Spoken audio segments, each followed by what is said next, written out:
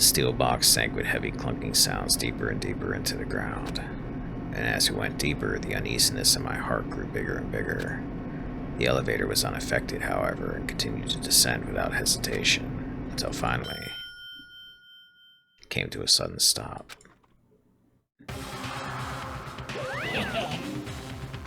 What do you think? I redecorated. Isn't this so fresh? Isn't this so exciting? Don't waste our time with stupid questions. Let's get this over with. Good. You're raring to go. Gotta say, I don't hate it, not at all. It's because he's in a hurry to get out of here because he thinks he's getting out. Well? Okay, then, let's get this show on the road. Thrills, chills, kills! Everyone, please find your assigned seats. And so the curtain opened once again. A deadly judgment, a deadly deception, a deadly betrayal, a deadly riddle, a deadly defense, a deadly faith, a deadly class trial. Alright, pre-trial prep. This isn't really going to show me anything that I don't already know. Okay, so my guess here is that the killer is Byakuya. I think he's using Toko. I think he's setting Toko up here. And I'm actually predicting he's going to, very early on in this case, accuse Toko of being the killer. There is an off-the-wall chance it's Hiro, but I doubt it. It's one of those two. I'd say it's about a 80% chance it's Byakuya. They might throw a curveball in here because they're making it really obvious as Toko, but it's kind of obvious too that it might be Byakuya, so I'm not sure what to expect here. Alright, let's do this. Class trial. Alright. Let's begin with a basic explanation of the class trial. So, your votes will determine the results. If you can figure out who done it, then only they will receive punishment. But if you pick the wrong one, then I'll punish everyone besides the blackened, and the one that deceived everyone else will graduate. Okay, then. So, first off, let's talk about the murder weapon! Let's do that. First, we have to make clear what was used to deliver the fatal blow. Alright, here we go. Make your argument. Locker room dumbbell. Chihiro's fatal injury. It appears it was a head wound. Yes, that's correct. According to the Monokuma file, the killer used a blunt instrument. But what kind of blunt instrument could it have been? I bet it was an iron pipe. No. Oh, I just barely caught that. Just barely caught that. Can we agree that the object that dealt the fatal blow was the dumbbell, found at the scene of the crime? Well, I mean, it's fairly obvious. It was covered in blood, and there was nothing else at the scene that could have caused that kind of injury. And the wound on the victim's head is consistent with the shape of the dumbbell. Ew. As far as I'm concerned, there's no mistake and no room for doubt on this one. You looked at her head wound? Well, how in the hell else are they supposed to, investigate the case here, Hina? Yay! That's so creepy! If you don't mind, I will proceed from here. Let's move on to discussion of the culprit. Yeah, you're in a hurry to do that, aren't you? Although, I believe the criminal behind this heinous act is already quite clear. Oh, is it? What? For real? Chihiro's killer is the fiendish serial killer, Genocide Jack. Genocide Jack, the fiendish serial killer. Did he really kill Chihiro? A new element has been added to non-stop debates.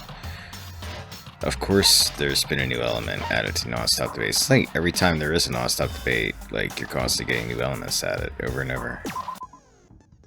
For this debate, lines of white noise will appear to disrupt your reactions. Your truth bullets will disappear if they hit these lines, so think of them as obstacles in your debate. But there's a way to keep this white noise from getting in your way. Press the right mouse button to attach the silencer, which you can use to shoot down the white noise. However, if you shoot an actual remark with your silencer instead of the white noise, the time limit will decrease, so take careful aim when you have your silencer out. Oh, but if your action difficulty is set to gentle, white noise won't appear at all. That doesn't help us because we're set to kind. In which case you can forget about the silencer and just focus on the situation in front of you. Well then, good luck and have fun. Alright. Genocide Jack case file. The culprit is Genocide Jack. I'm sure of it. Case closed, as far as I'm concerned. Oh, you get a second for shooting us. Why? What makes it impossible? Well, I mean, come on. There's just no proof for it. Wrong. No, it's wrong. Looks just like a Genocide Jack case. Might know one reason he could be involved. What? I found this file while I was looking around the archive in the library. I guess it's some kind of confidential file the police put together about the Genocide Jack case. What? That's kind of weird as shit, isn't it? What was something like that doing in the library? The why of it is probably more trouble than it's worth. So let's forget about that for now. More importantly, it outlines all the specifics of every Genocide Jack case in exceeding detail. According to the file, there appear to be two defining characteristics in every Genocide Jack case. The first is that a bloody message is found written at the scene of every murder. Oh, that's right. Boob lust. You wish. No. It's actually bloodlust. But more important is the other characteristic, and it's something that has never been made public. Never made public? What the hell is it? Why don't you tell them, Makoto? The other characteristic of every Genocide Jack case, which the world at large doesn't know, if I'm not mistaken, it has to do with the positioning of the body. How the victim was positioned. He just said it. I got it! Apparently, in every Genocide Jack case, the killer suspends the body in a certain way. Other than the killer, the only people who know about this are the higher-ups in the police department. However, Chihiro was most definitely suspended in the same way. Not really. She kinda was. So, how did the culprit know about this when only high-level police officials were aware of it? There's only one logical answer I can think of. It's because the culprit in this case is the real Genocide Jack. No fucking way! You're saying Genocide Jack is one of us? Yes, in fact, it's Toko. There we go. What? Genocide Jack's true identity is Toko Fukawa. What? Hey, okay, wait, hold on a sec. Toko has, like, bloodophobia or whatever, remember? What kind of serial killer is afraid of blood? Is Toko Genocide Jack? The answer is yes and no. Another riddle. Man, why has this gotta be so complicated? It's a riddle for sure, but I feel like I understand it. What it means for Genocide Jack to be Toko, but also to not be Toko. The answer is that she's not just one person, but multiple people, right? Hangman's Gambit. Okay, I remember this.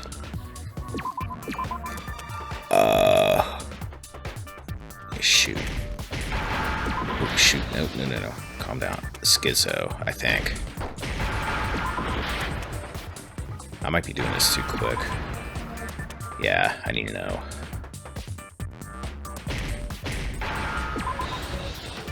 Okay, that was easy. Now I understand! Is it because Genocide Jack has a split personality? Huh?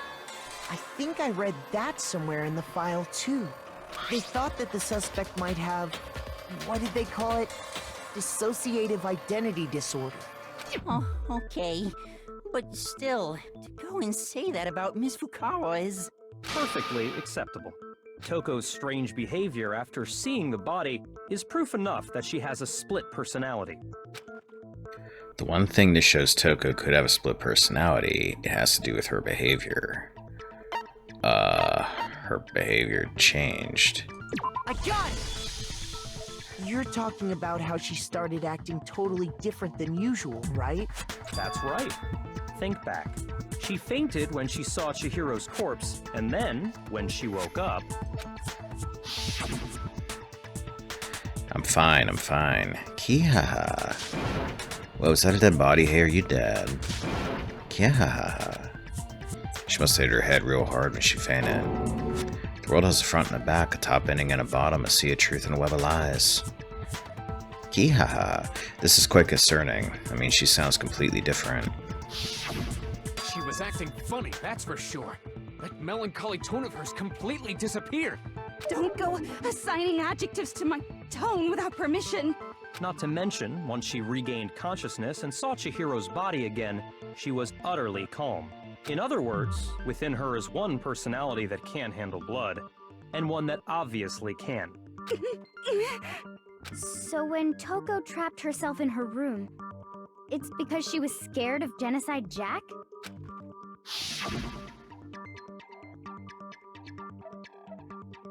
I won't let Genocide Jack have control.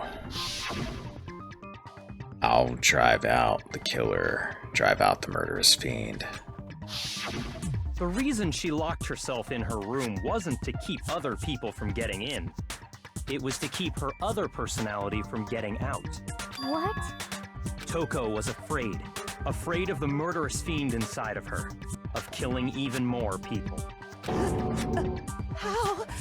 Yeah. How can you know all this? I do believe you misunderstood her. What she's trying to say isn't, how can you know all this? No. What she wants to know is, how could you tell them? Huh? Last night, just before Monokuma gave his motive speech, Toko and I had a strange conversation. She told me a most interesting story. She said a murderous fiend lived within her, and she was afraid it could appear and attack at any time. And that trepidation is what's caused her to have such a bleak attitude. Isn't that right, Toko? Wait, so she actually is Genocide Jack, or is this a actor doing? This is all a lie. Right, Toko? You said you wouldn't tell anyone. What? You promised! I can't believe you lied! You have only yourself to blame. You came to me with your tragic little story. I didn't ask you to. This is the real world, not some romantic fantasy fairy tale. Okay, I wasn't expecting this. Besides, you broke your promise first. You said that as long as you were here, no matter what, you wouldn't let Genocide Jack kill anyone. But in spite of that promise...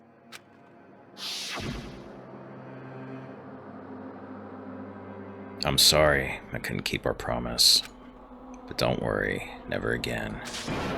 I won't let Genocide Jack have control ever again. You said if I kept my promise, you would go out with me.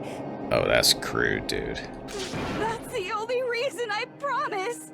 How many times do I have to tell you? I never said that, but you weren't able to do it.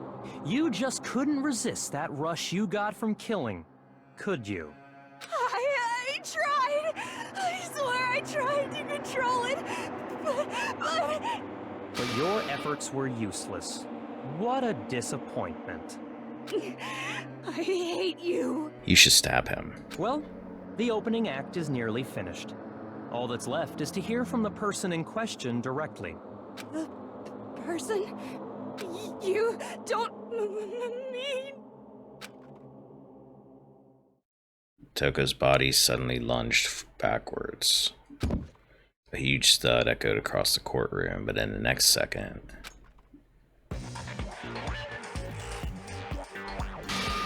Whoa. Hello there! Is it me you were hoping to see? Okay, so she is actually Genocide Jill? What the heck? So you figured it out, huh? Well, whatever. What are you gonna do? Or better yet, let's go with Genocide Jill! What the fuck is this? Yeah. Toko, what happened to you? Not Toko, that's a loser name, and what happened is a textbook split personality. So what if one of them happens to be a serial killer? You should turn a blind eye to one's faults. Yeah, I'm Leon's expression right now. So intense. Like they say, sound and murder is mind, sound and murder is body. This one is so different from the one we've come to know. Yes, well, the world is composed of a front and a back, you know. Just like how every inning has a top and a bottom, or how in the depths of every truth lives a little lie. How did your tongue mutate and get real long like that? Behind every dark and gloomy soul lives another that shines as bright as the sun! This is the murderous fiend Genocide Jack. This is beyond insane. Miss Jack, Jill, can I ask you a question? What's up? Some of us think you might be the mastermind behind our entire situation. What are your thoughts on that? Well, I'll tell you.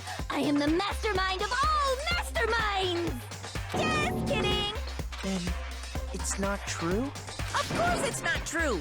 How dare you try to link me to that creepazoid! And another thing, the police and government and society in the outside world are totally powerless! I mean, they just let this idiotic, bloodthirsty maniac go buck wild all over town! Hey, I think she would have been discovered by now. She's not exactly subtle. Sure, I'm a bloodthirsty maniac, but life is pain, right? To live is to hurt other people. It's a necessary evil if you want to survive. The act of living itself causes pain for everyone. Just kidding again!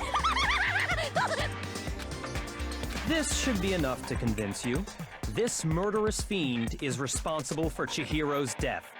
There's clearly a motive, so there should be no doubt. Nah, this is too easy. A motive? Remember what Monokuma told us?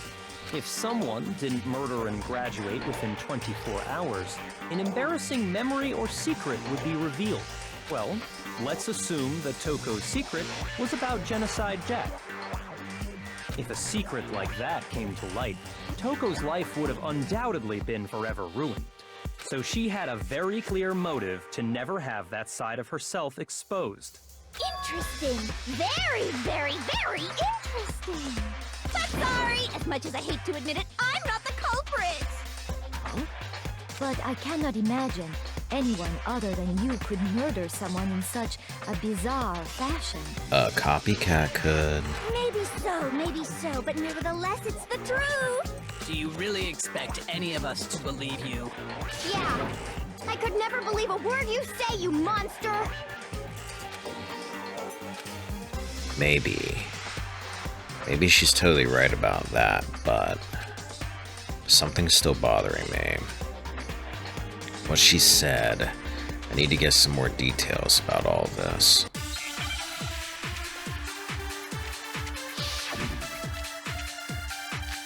Status of the dead body.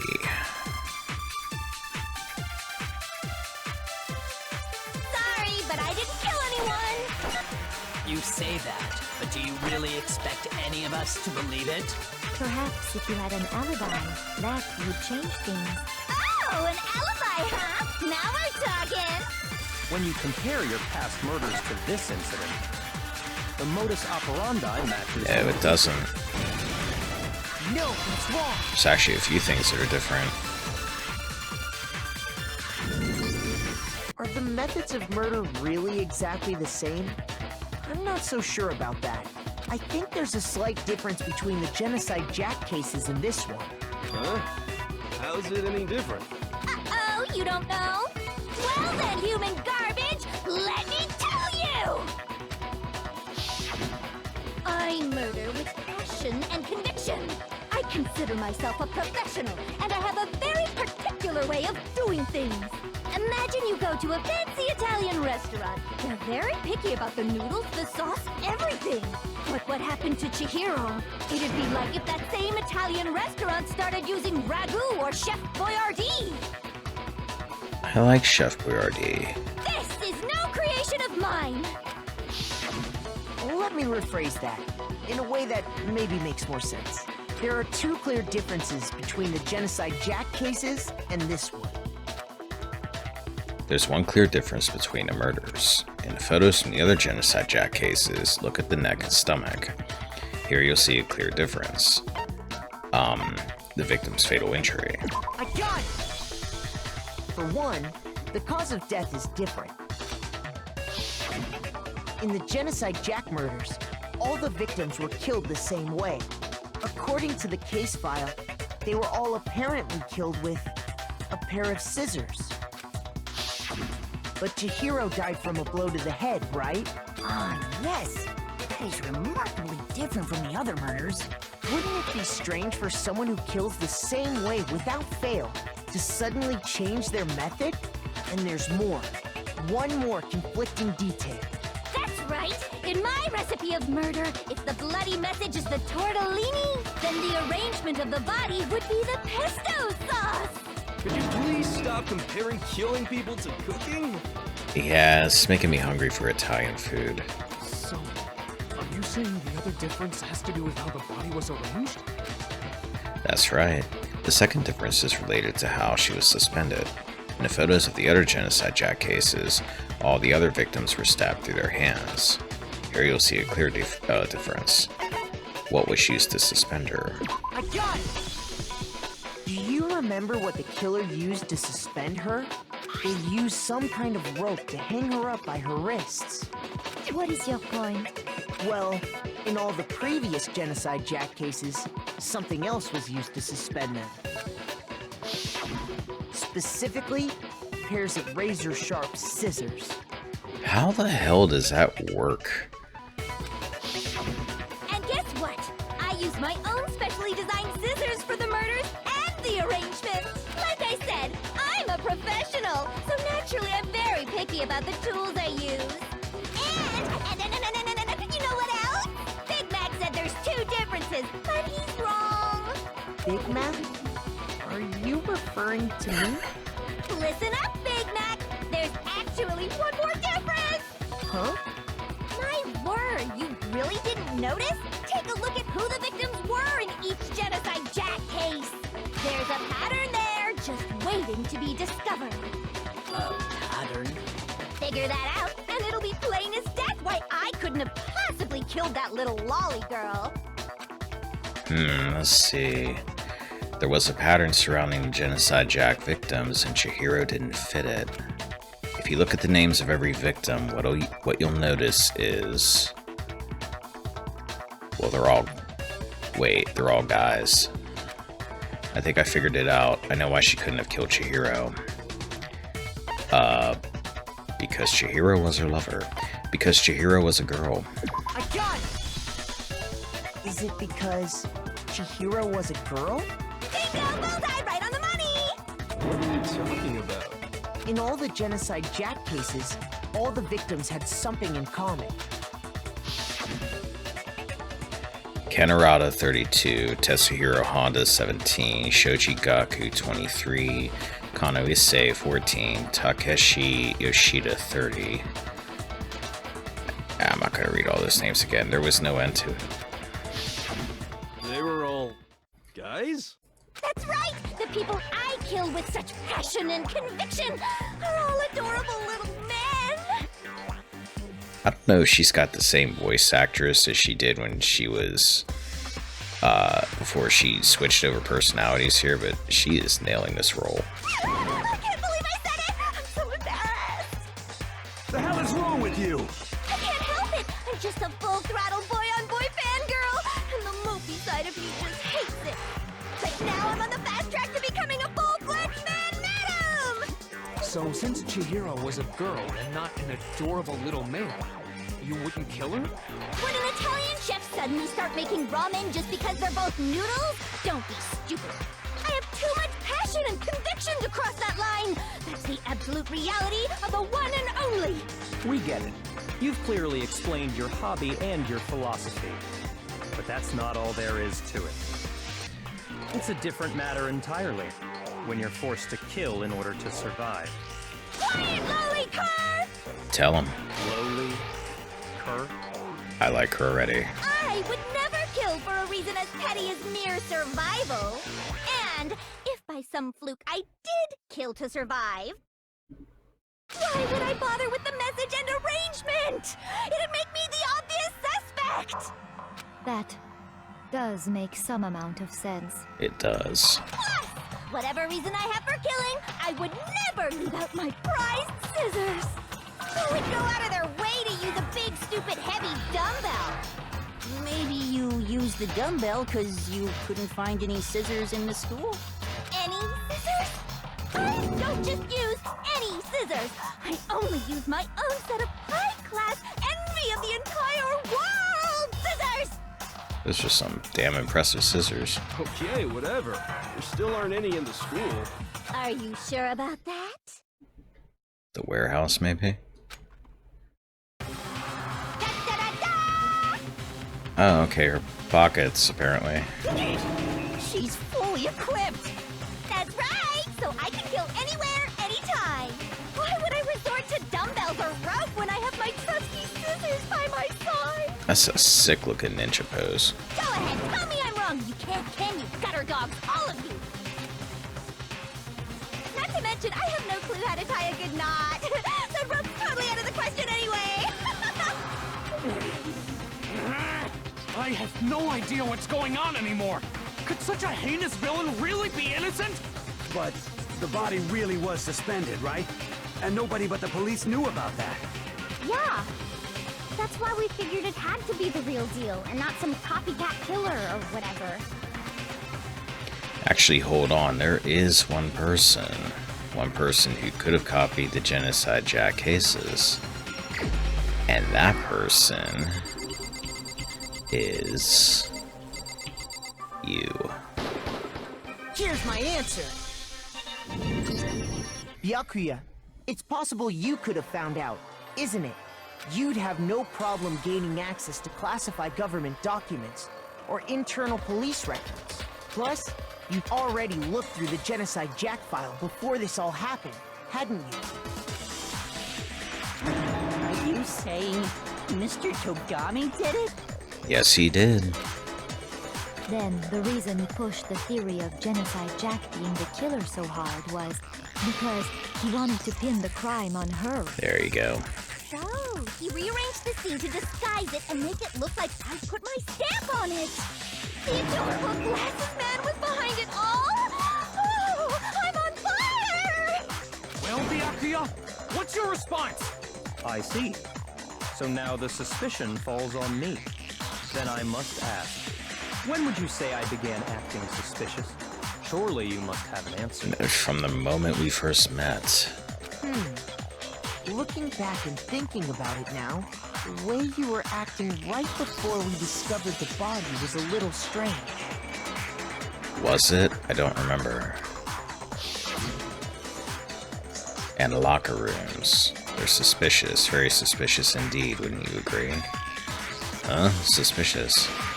Seems nobody searched locker rooms. Let's start with the girls' locker room. You wanted to go to the girls' locker room right away, right?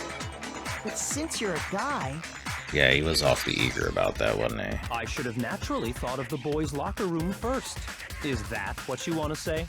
The victim was Chihiro, a girl. Hence why I said we should check the girls' locker room. Nothing strange about that, I'd say. On the contrary, there's something very strange. Wait a minute. Okay then, what's so strange about it?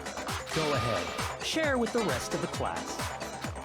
There was a clear contradiction in what Byakuya just said. Yeah, there was. I need to make it clear to everyone. How did he know Chihiro was the victim? Like, he wanted to go into the locker room because Chihiro was a girl. How'd he know she was the victim? New element has been added to non-stop debates. Of course it has. Would you like to hear more? Sure. Next we're going to add something called a truth flashback. If you aim in a weak spot and hold down the left mouse button, then you'll memorize that weak spot. This memorized phrase can only be shot once as a single truth bullet. If you shoot or change the truth bullet, it will disappear from your truth cylinder. However, you can use this flashback feature as many times as you want. If you don't seem to have the answer to a lie or contradiction in your loaded truth bullets, it might be wise to memorize a different weak spot and use that to make your case. When's the best time to flashback? Well, you'll just have to use your keen wits, won't you? I may be in trouble. In this case, though, I will say that if you don't use a flashback, you won't be refuting anything. Well then, good luck and have fun. Okay. I'm gonna mess this up.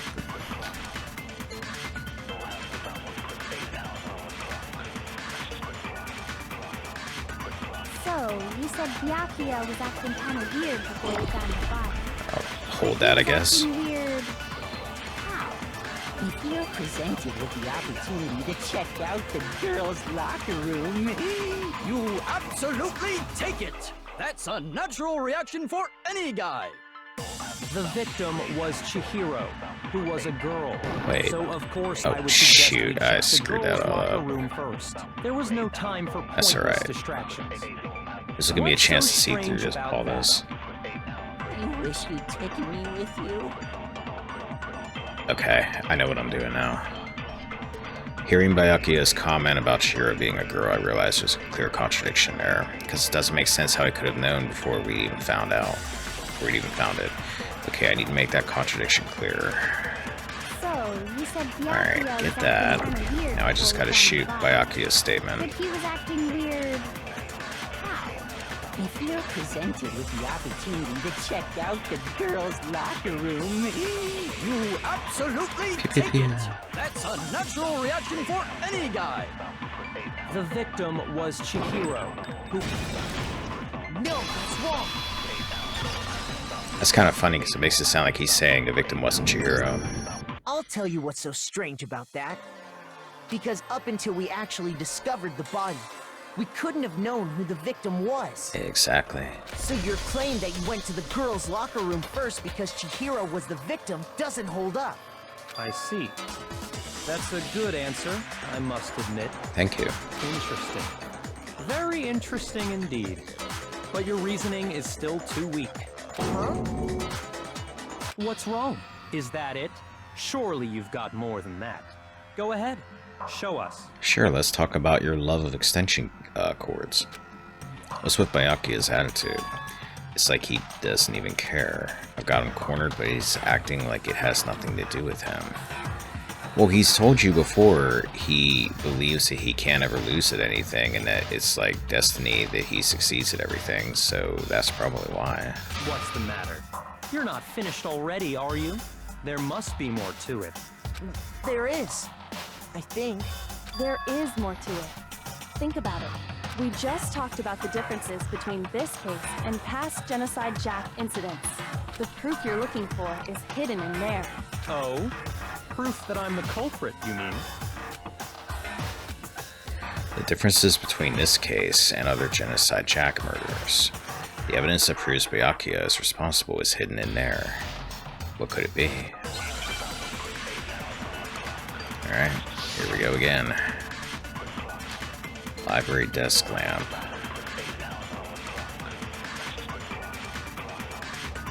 What? The difference between the cases?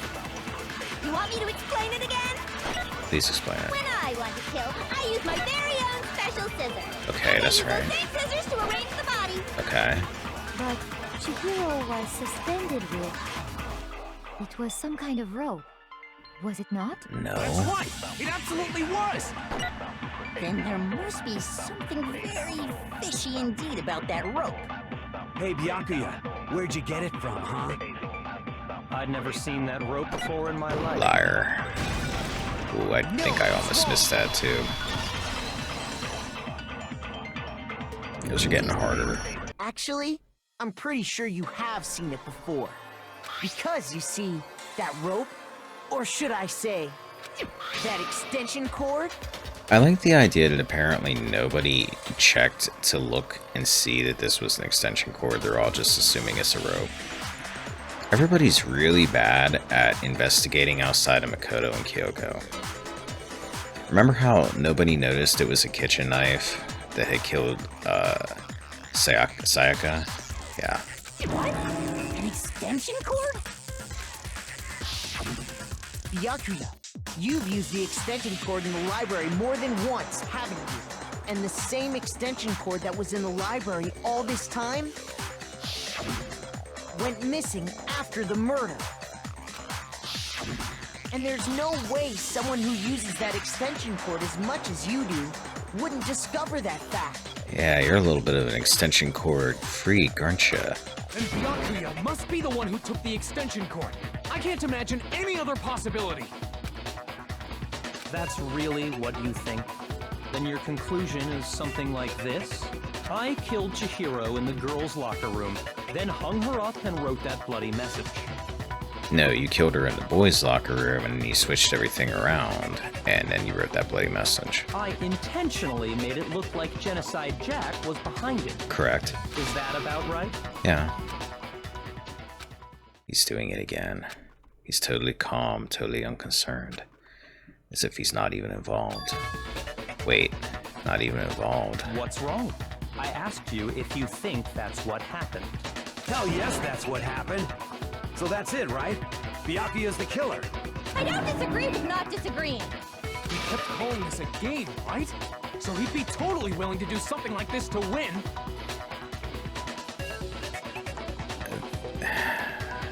They're gonna reveal it's not Byakuya, isn't it? I'm starting to wonder.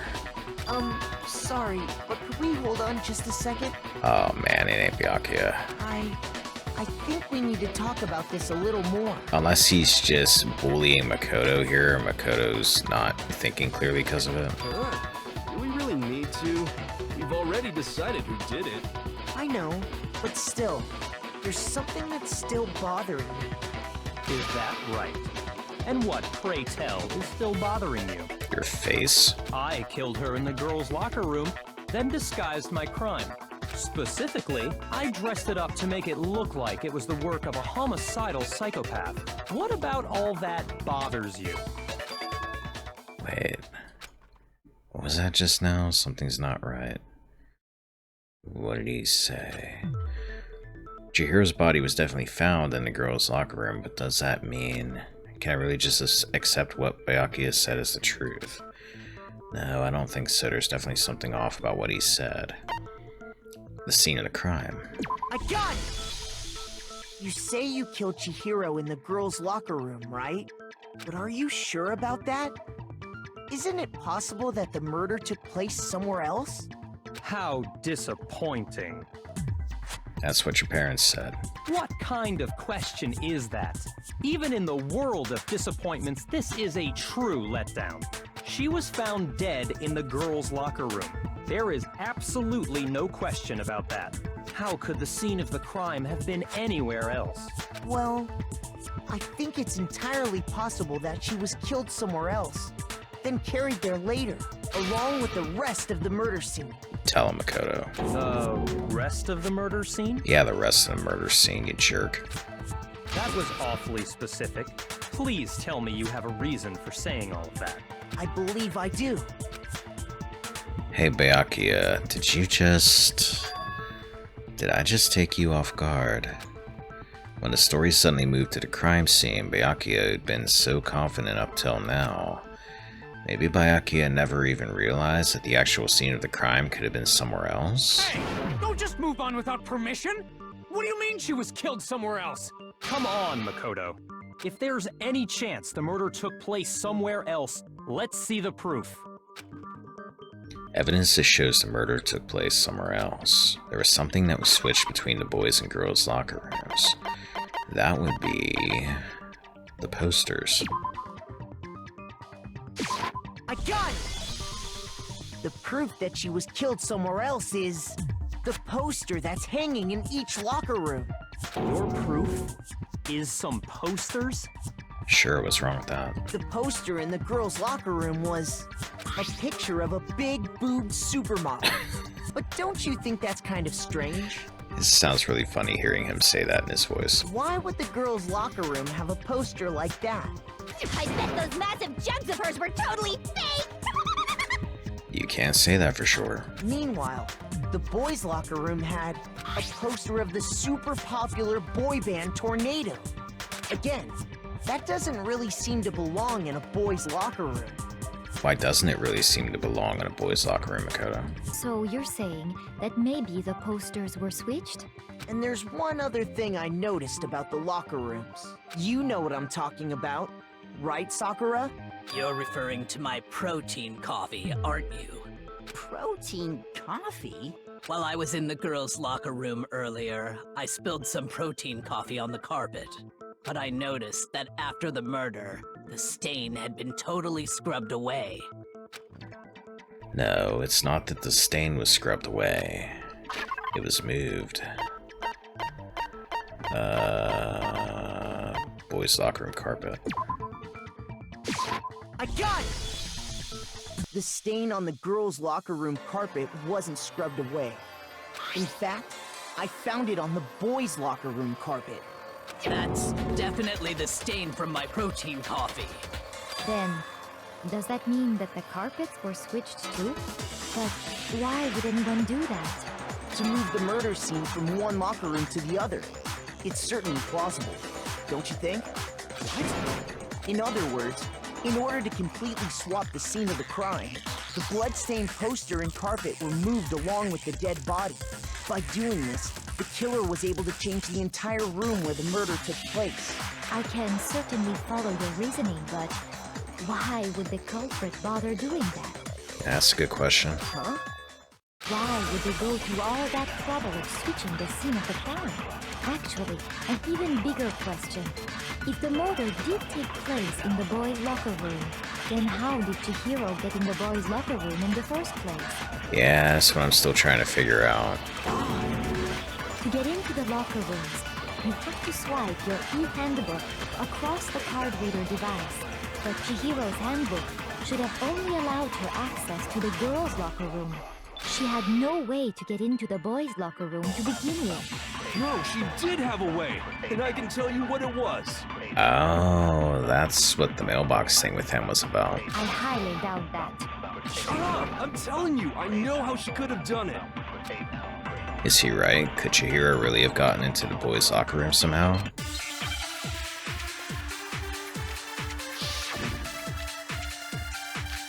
Broken e-handbook.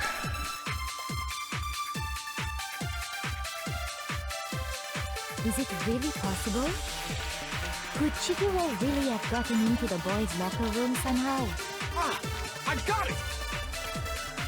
She must have hacked her e-handbook. She was the ultimate programmer after all. Yeah, that actually makes Sure, sense. That would have been no problem for So that probably wasn't it then. No, I don't think that's it. She used the thing that was in the main hall. Huh? What thing? I'm talking about Leon's handbook, of course. Is that it? No, that's wrong. Okay. Yeah, the handbook thing is... I'm not really getting that. No, I don't think Chihiro used Leon's handbook. Why not? Because Leon's handbook was broken. Oh, I just assume it got broken after the fact. Oh. Well, then, yeah, I guess that'd be pretty impossible, huh? I am struck silent by how quickly you gave up. Plus, isn't there a regulation against using someone else's handbook?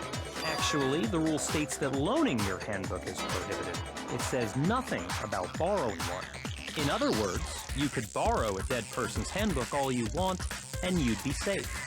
Yup, yup, yup! Hit the nail square on the noggin! Of course, if it were broken, that wouldn't make any sense anyway. So then, she must have hacked hers, like I said. She used her ultimate programmer skills and... Psst! You can't fix an e-handbook!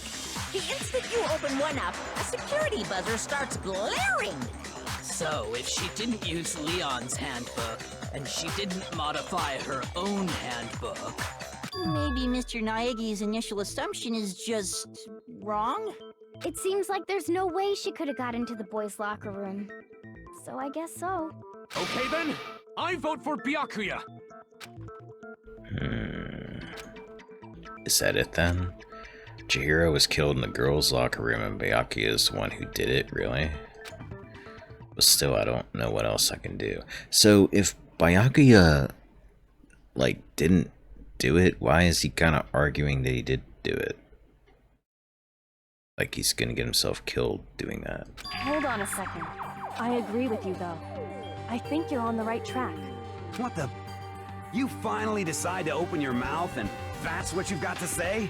There's no way she could get in the boys' locker room, right? So...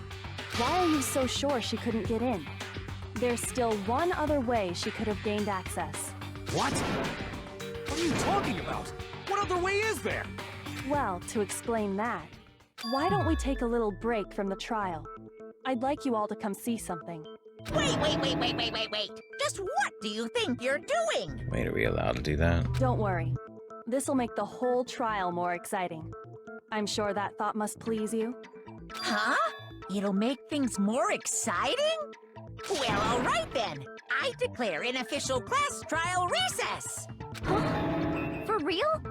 Now then, what is it you want to show us? It better not be boring or I'll be very unhappy. Oh, I have no doubt it'll meet your lofty expectations.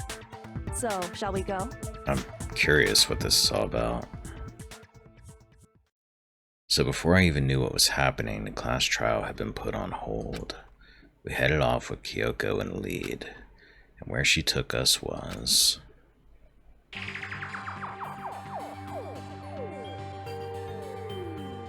The girls' locker room? We've already searched this place top to bottom! What are you trying to pull, Missy? I'd like you to examine the victim's body one more time. You want to check it again? Be sure to examine the entire body very carefully. Take your time. Examine her carefully? Like using our hands? No way! It's probably best if I don't run my hands all over a girl's dead body. It's probably best if you don't run your hands all over a girl's living body. It's not that I'm creeped out or anything, it's just... based on religious grounds, you know? Very well. I'll do it. But you're a girl. You shouldn't have to touch a dead body. Just let one of the boys do it. No, it's okay. I think Chihiro would rather have a girl examine her. So just leave this to me. Sakura. What is this? Some kind of secret girl-on-girl action? Is that what you two are about? That's not it at all. Stop screwing around. Okay, here I go. I'm sorry, Chihiro. Please excuse the intrusion. Putting her hands together in a brief prayer, Sakura then began to quietly examine her body. Oh, wait a minute, I might know what's going on here. Be sure to check her entire body, and I believe we will solve this particular mystery. Her entire body? I know you say that, but... What? This is... What is this... Oh, that... A few things make some sense now. What is it? Not possible. It's not possible. Sakura's eyes were staring wildly at Chihiro's lifeless form. Her massive frame trembled. This girl is what? Is a boy! Yeah. That explains, Chihiro before had said something about not wanting to put a swimsuit on or something. I forget what the exact quote was. That kind of makes some sense now. That's also how she got into the boys' locker room. Ah, I see. So she was actually a he. Interesting. Thank you for confirming this fact. What? You're joking, right? I wouldn't joke about this. Ben, it's really true? Chihiro was a guy? Oh, what? You guys didn't know? Heck, I knew that right off the bat. Chihiro Fujisaki was totally a guy. He was a cross-dresser? Oh, no, I'm really on fire! I wish I had killed him! So that's what Kyoko wanted to show everyone, huh? Interesting. Yes, That certainly does make things much more exciting. Now let's ride this wave of excitement back to the courtroom and get back to the trial. Ahem. I do apologize for keeping you waiting. Now then, let's resume the class trial. We've all just learned of the shocking revelation that Chihiro was actually a boy. Let's pick up from there. Yes, well, I don't know his reason for hiding it, but the fact is, Chihiro was not a girl, but a boy. To think that Chihiro was actually a guy. The thought had never even crossed my mind. And because the victim was male, he would have had no problem gaining access to the boys' locker room. Assuming his handbook did, in fact, list his gender as male, then yes, that would be true. Of course his handbook said he was a boy. He dressed like a girl, but he was a boy through and through. So then, there should be no issue with Makoto's initial assertion. The victim was killed in the boys' locker room, and was then later moved to the girls' locker room. And the killer could have easily used Sayaka or Junko's handbook to get into the girls' locker room.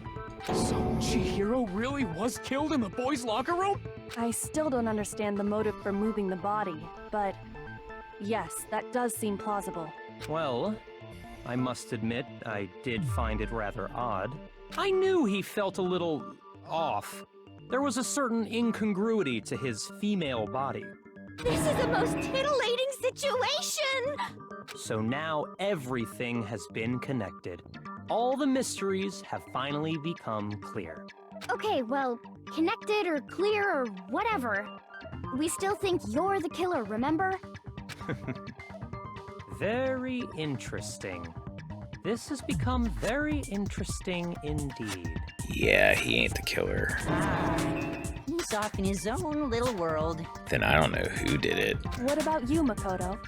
After everything we've learned, do you still think Byakuya's the killer? Definitely not the killer, because Kyoko's questioning it. Well, without a doubt, Byakuya is the one that made Chihiro's death look like Genocide Jack did it. But And why would he do that? I think he might not actually be the killer after all. What? But aren't you the one who accused him in the first place? He just seems to be too easygoing about all this. Like he's enjoying us solving the mystery. Maybe he's got a really good poker face. The way he's acting, it makes it seem like it doesn't have anything to do with him. I mean, if you think about it, Celeste would be the same way because she's the ultimate gambler. And you think that might be because it doesn't have anything to do with him? Plus, the evidence he left behind was a little too... how can I put it? Overt. He consciously chose to use the extension cord, knowing it could connect him to the murder. At least, that's how I see it. And Byakuya, when you found out the murder took place in the boys' locker room, it seemed to rattle you. And then again when you found out Chihiro was actually a guy. If you really were the killer, that stuff wouldn't have had any effect on you. So that's your thinking, huh? Well, it bothers me that you don't have more concrete reasons, but it's fine. I guess I'll mark it as correct for the time being. Mark it as correct? He's right. I am not the culprit. Darn it. I just happened to come across the corpse in the girls' locker room and decided to alter it. What were you doing in the girls' locker room in the first place? Are you fucking with us right now? No, I am not effing with you right now. I'm telling you the truth. Well, I find it very hard to believe. Go ahead. Find it very hard to believe. You're free to be executed along with the rest of us. Like, when did you come upon the body then? Like, was it during the night? If you're really telling the truth, then why?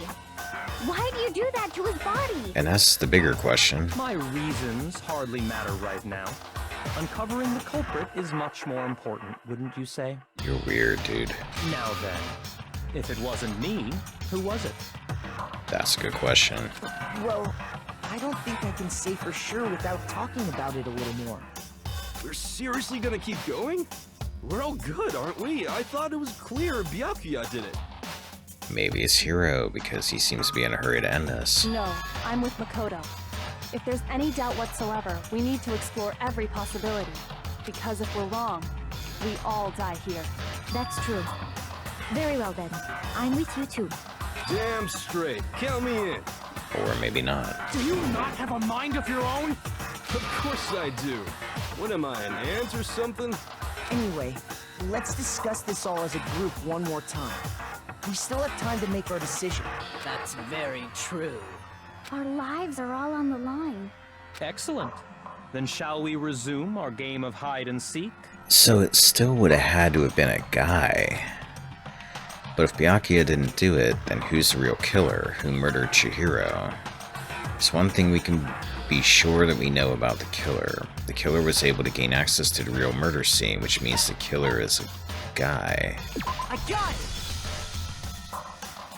Since the crime scene was the girls' since the crime scene was the boys' locker room, you would need a boys' handbook to get in. Since Leon's handbook is apparently broken, the killer would have had to use their own. In other words, it would have had to have been a guy. So that leaves Taka, Mondo, Hiro, Hifumi, and it couldn't have been Makoto. And it's not Byakuya. Is there any other guys I'm missing?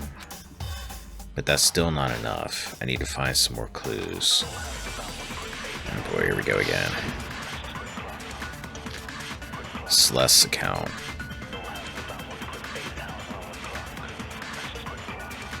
Isn't there a single clue that might lead us to who did it?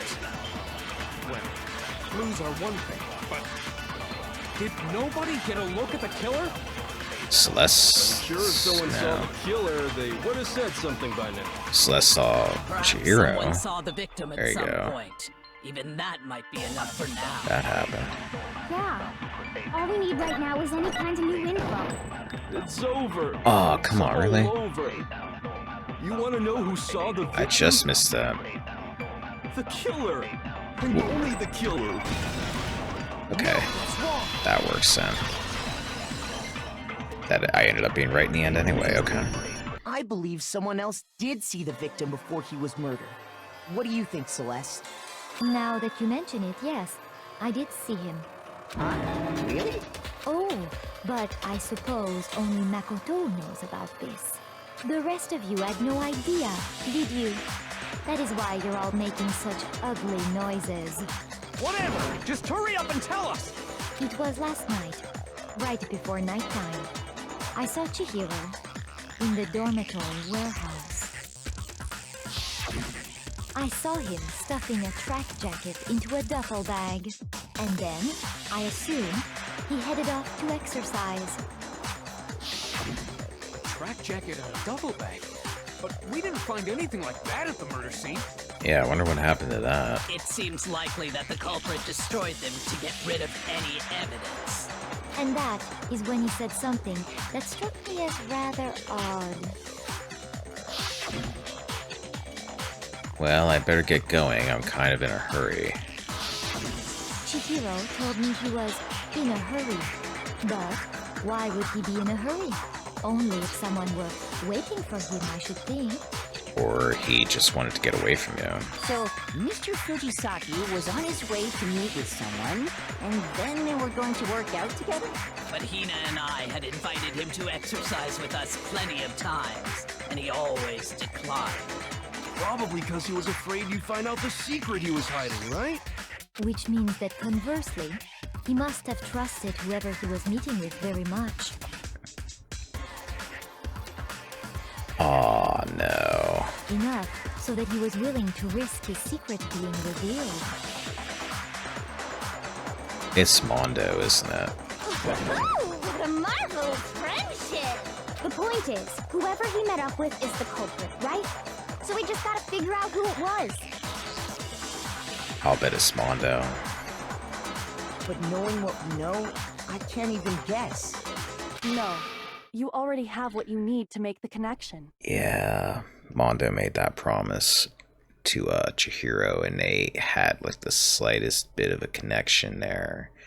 Chihiro hasn't really interacted with the other guys very much that we've seen. Huh? I'll bet that's it.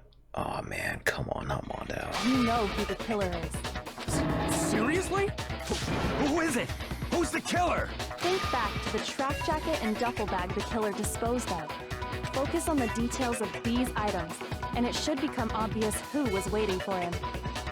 What details? Are you sure about that?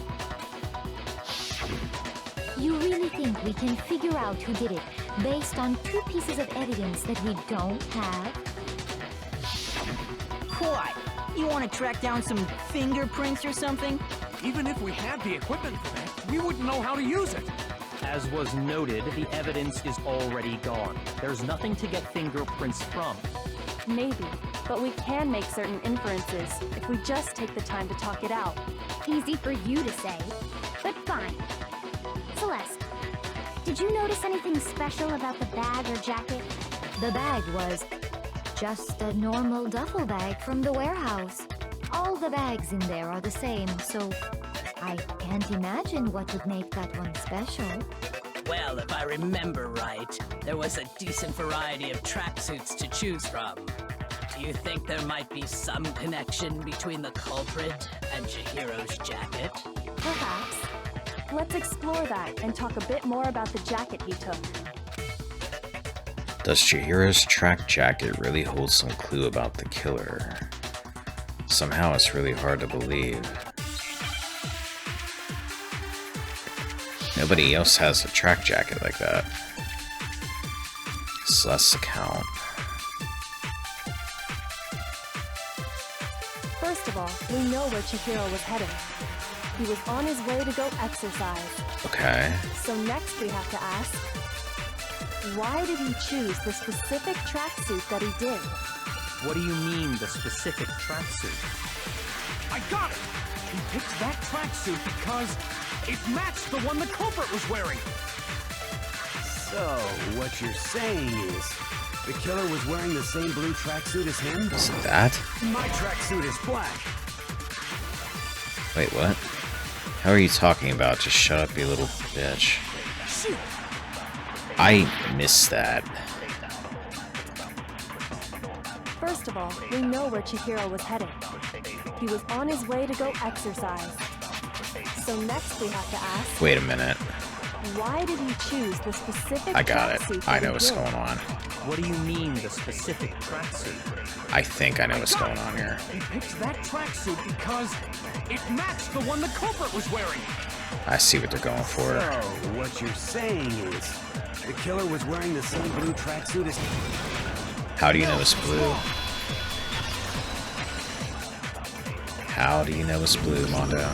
Hold on a second, Mondo. What did you just say? Huh? What'd I say?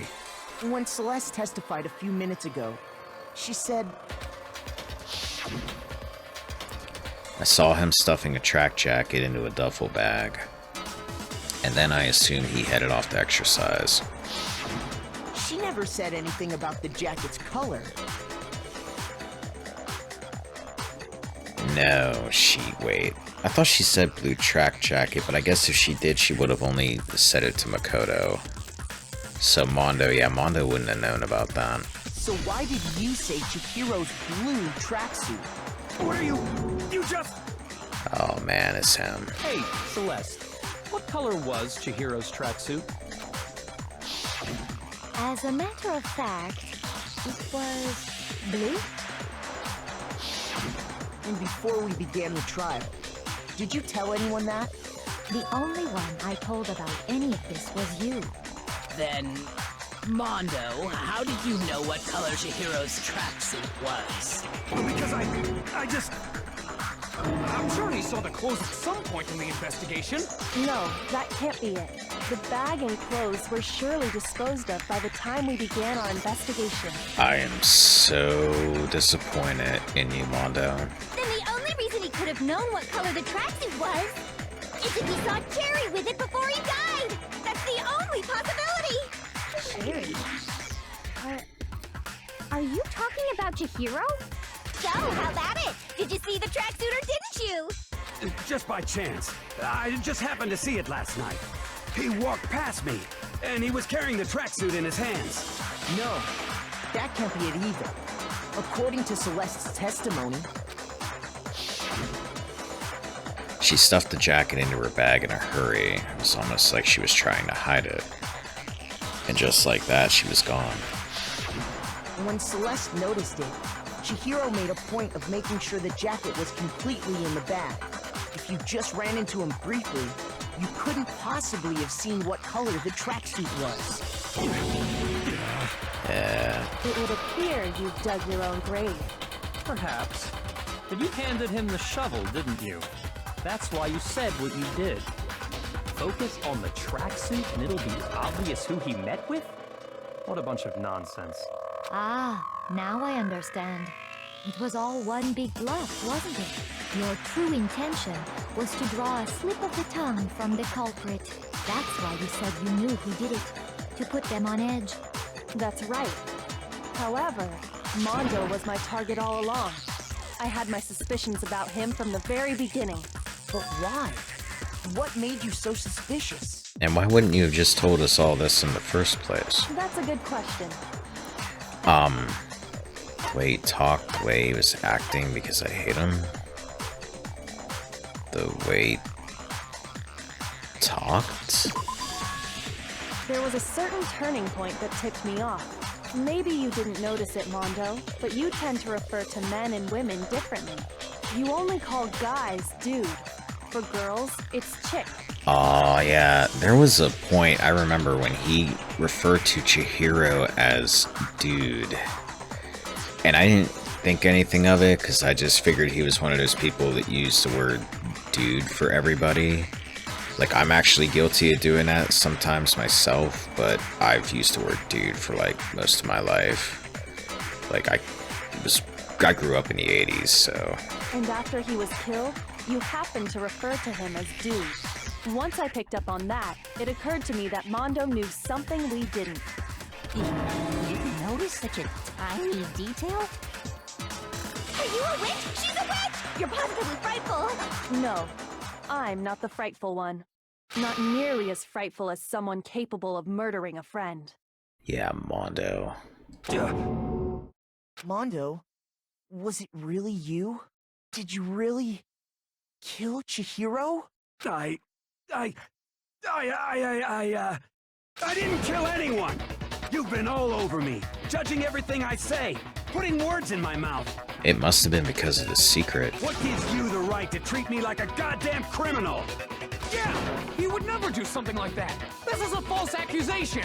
It's true. My reasoning on that is pretty shaky. That was fast. Well, this does present us with a problem. It seems we are all out of leads. My time has nearly come.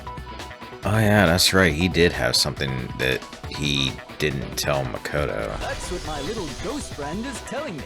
Oh yeah, that reminds me. Hifumi, weren't you telling me you found some evidence? Really? What kind of evidence? Actually, you know, now that I'm thinking about it here calmly, it might not be all that relevant.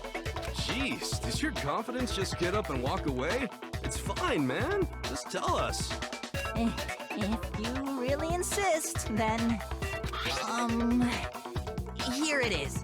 That's Chihiro's handbook. What do you have there? It happens to be an e-handbook. I found it laying on the ground, so I scooped it up. You found it on the ground, right? Then it must belong to Chihiro. I got it! We know Chihiro's handbook was missing from the scene of the crime, right? For a fact. For a fact indeed. I was totally sure I'd found it. Then it must hold some clue about the culprit, right? Well, that's what I was hoping. But it's busted. It won't even turn on.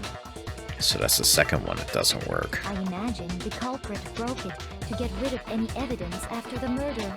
That's odd. I didn't think the handbooks were quite so fragile. You're right. They're not. They're totally waterproof and shock resistant.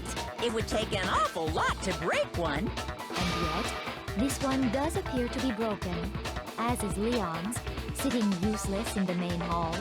For all your confidence, that is a remarkably high failure rate. Yeah. Do you think there might be some kind of mystery in there somewhere? precisely did the handbooks get broken? How did the handbook break? There's only one possible explanation. By exploiting a bug, by hacking it. Well, we already established it can't be hacked. By exploiting a bug. By hitting his... Maybe it has a weak point? I got it! You already told us before that the handbook has one weak point, didn't you? Did he? I don't remember that. Yeah! You remember that? Sure, maybe I let that slip, but I never told anyone what the weak point actually was. But if the handbook is supposed to never break, and two of them broke in quick succession, then we can only assume that someone's figured out its weakness. You know what the weakness is, right, Monokuma? So, what is it? You're asking me? I think it's a necessary piece of information if you want this to be a fair trial. But if I tell you, and someone else decides to copy it, that would be very not good. Just tell us already! Why would we want to break our own handbooks? Oh well, I have a weakness for pushy demands. But you're sure you won't follow their example? Then allow me to make a special announcement. The weak point of my cutting-edge e-handbook is... when it's exposed to high temperatures for too long, it will suffer a meltdown and totally break! The sauna. I flippin' knew it! You knew it? Yeah, because I found the handbook laying on the floor of the sauna. Yeah. The temperature in the sauna can reach over 200 degrees. Strange how you don't get burnt, huh? It's because as your sweat evaporates, it creates a cooling layer of air around your skin. If the hot air of the sauna were somehow pushed directly onto your skin, you'd definitely get fried. That layer of air would get blown away. That's why you may feel a burning when you move around. So when you're in a sauna, make sure to keep nice and still. Interesting. I learned one new fact today. That is a mere trifling speck of knowledge. Anyway, if you found the victim's handbook in the sauna, then the killer must have been purposely trying to raise its temperature in order to break it. meaning the culprit somehow knew its weakness. Maybe it's got something to do with Mondo and Taka doing that challenge they were doing in the sauna. Like maybe he cooked his own handbook. But how'd they find out? Monokuma said he didn't tell anyone, right? Indeed. Quite the mystery. What if they found out by accident? What do you mean by accident? What if the killer took their own handbook into the sauna, not knowing its weakness, and it broke? Yeah, because remember, he wore his clothes in the sauna. Taka took his off. They'd realize it was broken, of course, and it wouldn't be hard to figure out why. And once they had Chihiro's handbook, they knew they had an easy way to dispose of it. I won't say it's not possible, but who would have done something like that? I don't know of anyone who took their handbook into the sauna. I might know someone who did. Whoa! Seriously? I think the one who may have taken their handbook into the sauna was... Who might have brought their handbook into the sauna? It had to be the one who wore all their clothes into the sauna. It was...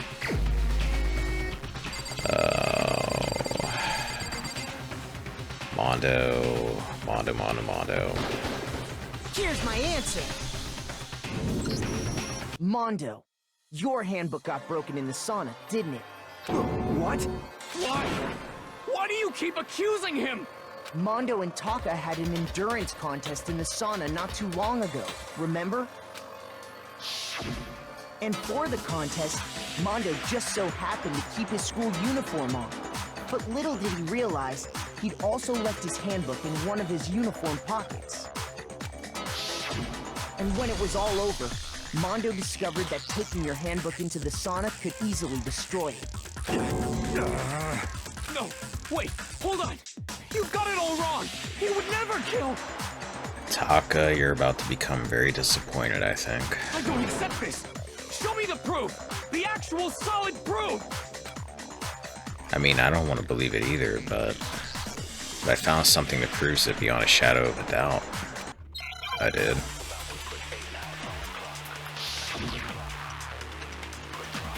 Broken E handbook.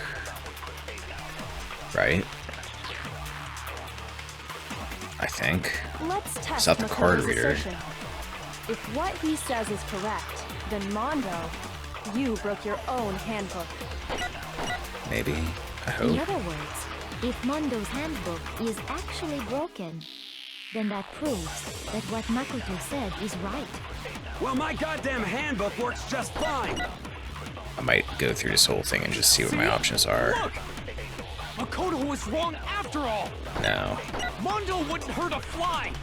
I think we need to hit what Mondo said. I'm sure Mondo's handbook broke during their sauna showdown if I can just prove that. Then that will show that the handbook Mondo has must actually be Let's Leon's. test Makoto's Yeah, assertion. okay. If what he says is correct, I then got Mondo, it. you broke your own handbook. In other words, if Mondo's handbook is actually broken, then that proves that what Makoto said is right. Well, my goddamn handbook works just No, fine. it doesn't.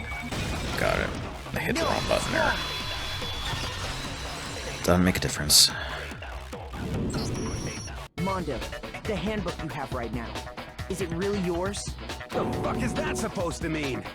The broken handbook that was in the main hall, isn't that one actually yours? What the heck are you talking about? What I mean is, I think Mondo swapped his handbook out for one that actually works. I think he took Leon's handbook and replaced it with his own. After all, Monokuma said himself that Leon's handbook never should have broken. That's right! The punishment it suffered wasn't nearly enough to destroy it. So I was right. That wasn't Leon's handbook. I was just wrong in that. I thought it was Chihiro's. So then, the broken handbook in the main hall is actually Mondo's, which would mean that the handbook Mondo has right now is actually Leon's, yes? But doesn't that violate the school regulation that says loaning out your handbook is prohibited? Well, here's how I look at it. There is a rule about loaning your handbook to another student, but if they're dead, they're not a student. It's kind of a gray area, I admit. But no worries. If anything, it just makes things more interesting. As such, I decree that exchanging handbooks with a corpse is not a violation of the rules. Well, Mondo, if I'm wrong about this, you're welcome to say so. I'm happy to admit I made a mistake, but... Son of a bitch! What's wrong, bro? Come on! Tell him he's wrong! You are wrong! You have to be wrong!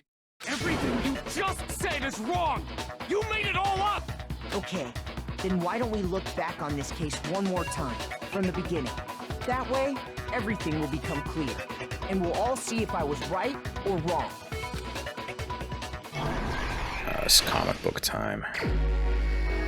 Okay, I got 20 minutes to do this. Okay. Wait, that's her finger because she's got that gothic nail claw thing. I don't know what those are called. Is she pointing? That's a gray hand. That's the killer.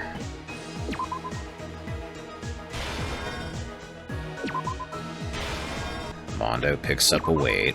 Wait, wasn't there a poster? Poster. Blood on the poster. Blood splatter.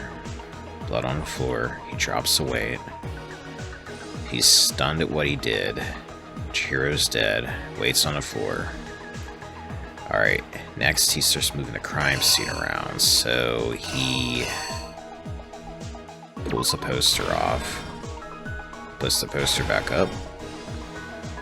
No, wait a minute, I'm missing something here. Let's work backwards here for a second. Get rid of some of these other ones.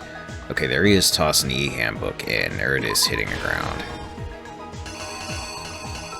There's one back here where he's entering the sauna. Okay.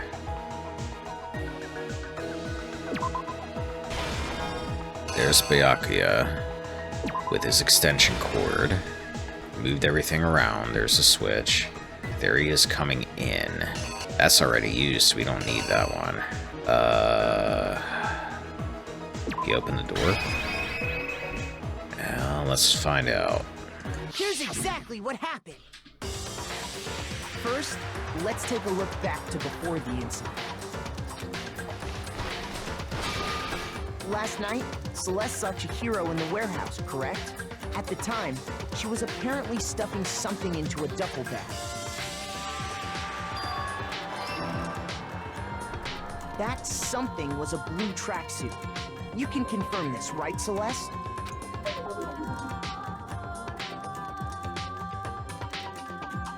With bag in hand, Chihiro headed out, even though it was officially nighttime. She made her way to the locker room, specifically the boys' locker room. But how could the victim, who is apparently a girl, access the boys' locker room? Simple, because she was really a he, which is why he was able to use his own e-handbook to gain entrance to the boys' locker room. Once inside, he met with someone there. And the person he met was the one who killed him. It seems likely that the killer grabbed the nearby dumbbell, approached the unsuspecting Chihiro, and attacked him. And that's where the bloodstains on the poster and carpeting in the boys' locker room came from. So far, so good.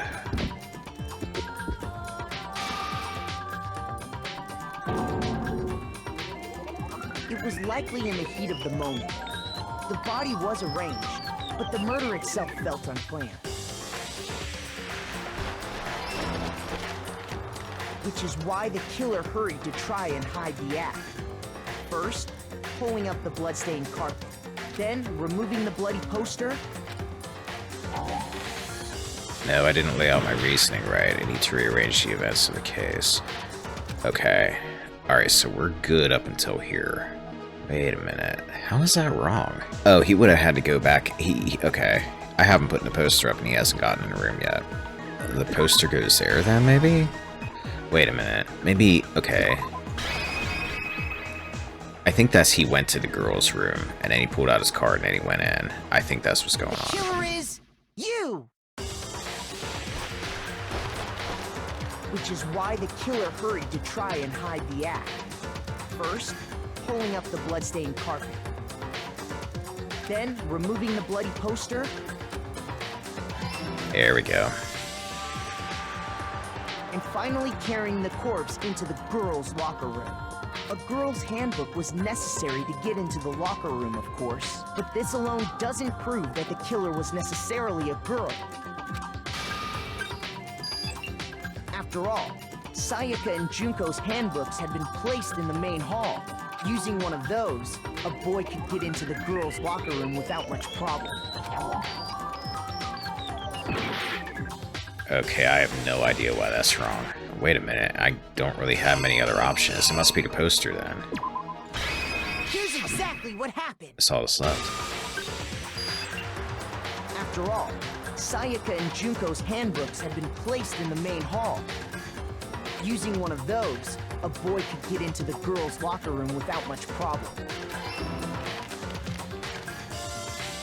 And that's exactly how the killer did it.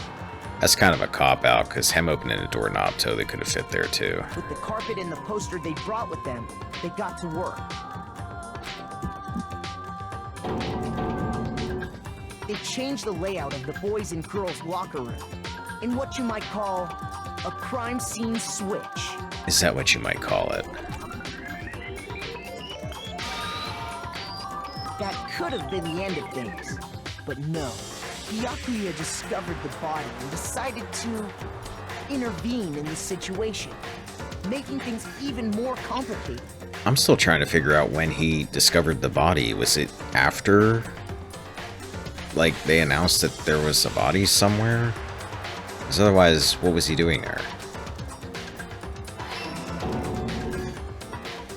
So, after stumbling on the crime scene, he went and grabbed the extension cord from the library, and then he got to work. he used the cord to string up Chihiro's lifeless body.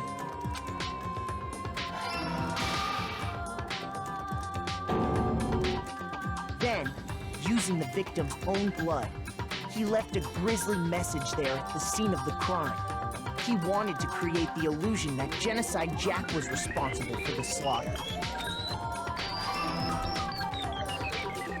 And around the same time that Byakuya was putting together this facade, the killer, having already disposed of Chihiro's bag and other belongings, arrived at the sauna. I'm still trying to figure out how he disposed of the belongings. There, they planned to destroy the last piece of evidence, Chihiro's handbook. Because he couldn't have gotten to the trash room.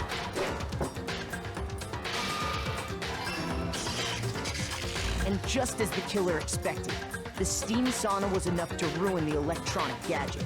You'd have thought he had gone back and got it at some point, though. Somehow, the killer knew that the handbook couldn't stand up to the heat of the sauna. And the reason they knew that is because the sauna had already wrecked their own handbook. And that's how it all played out. Isn't that right, Mondo Orada?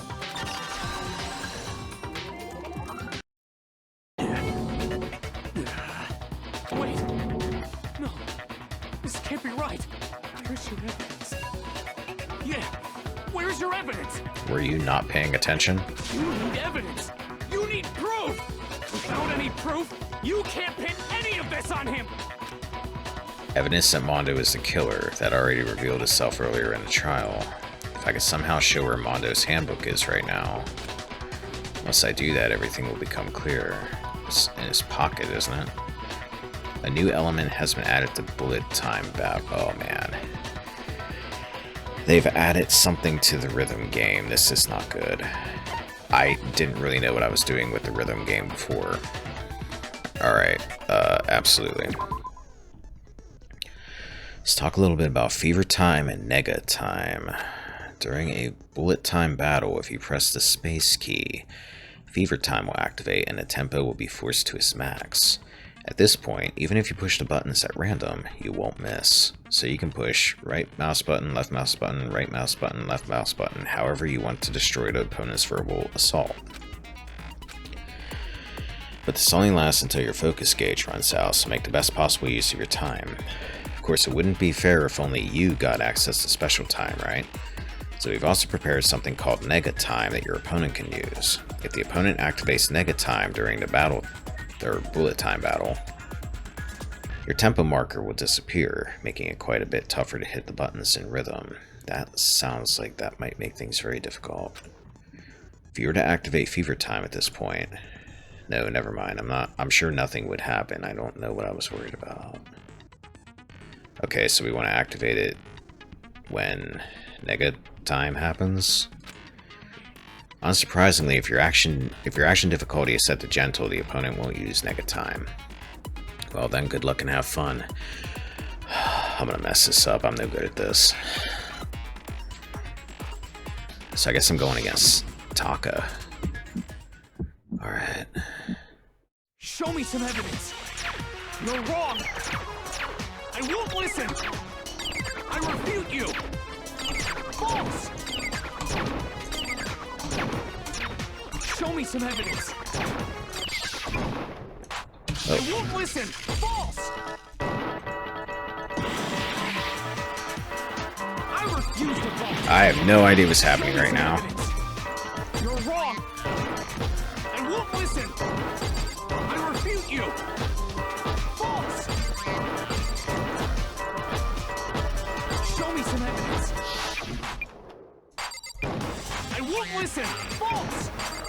You're corrupt! I refuse to vote! I refute you! False! You're corrupt! I have no idea how I won that. Evidence. This should prove it. I think I'm getting the hang of that, but I feel like I need like a couple practice rounds with it. Thinking so far is right, Mondo must have replaced his broken handbook with Leon's. In which case, we can just check each of our handbooks right now. Once we do that, we'll... We don't gotta do that. Huh? Yeah. Yeah, I did it. I killed him.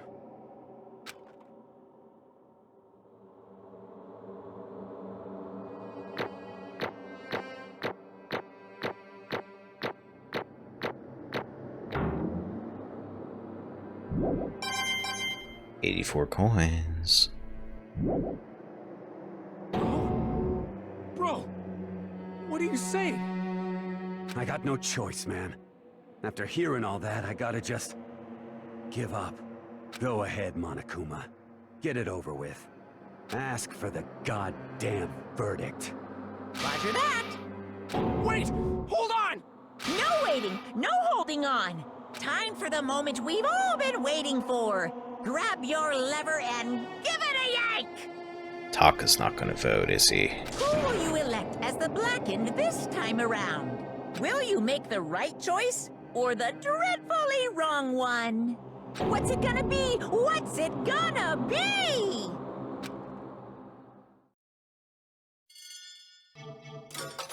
Oh man, he's gonna die.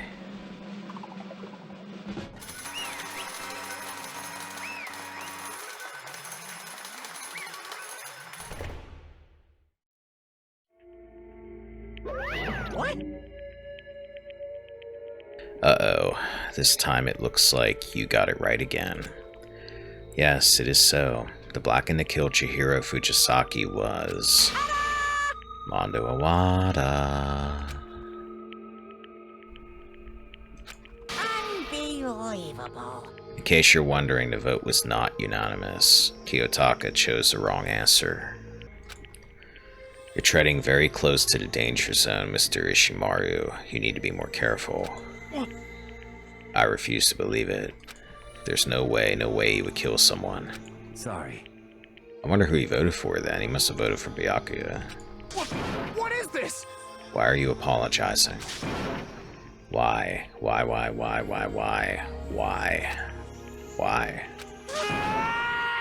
Why did you do it? Now then.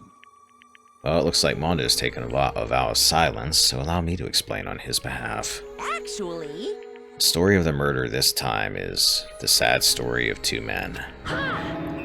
Oh, but for anyone who doesn't really want to hear it, you can hit the control key to fast forward the text. Breaking the fourth wall. Anyway, there was once a young boy, and his name was Chihiro Fujisaki. He had an extreme inferiority complex regarding his own lack of strength. You're so weak even though you're a boy. He'd heard things like that as long as he could remember, and he couldn't overcome his weakness. On the contrary, he tried to hide and buried himself further and further into that weakness, to take on the fragile form of a petite young girl. He had chosen that as his way out. Now nobody will be able to say anything about even though you're a boy. But no matter how tightly he wrapped himself up in that shell, the inferiority complex had already taken root deep inside of him and was not so easily weeded out. As it turned out, the shell was completely empty. The complex didn't disappear. Instead, it only grew stronger and stronger. I'm weak. Weak.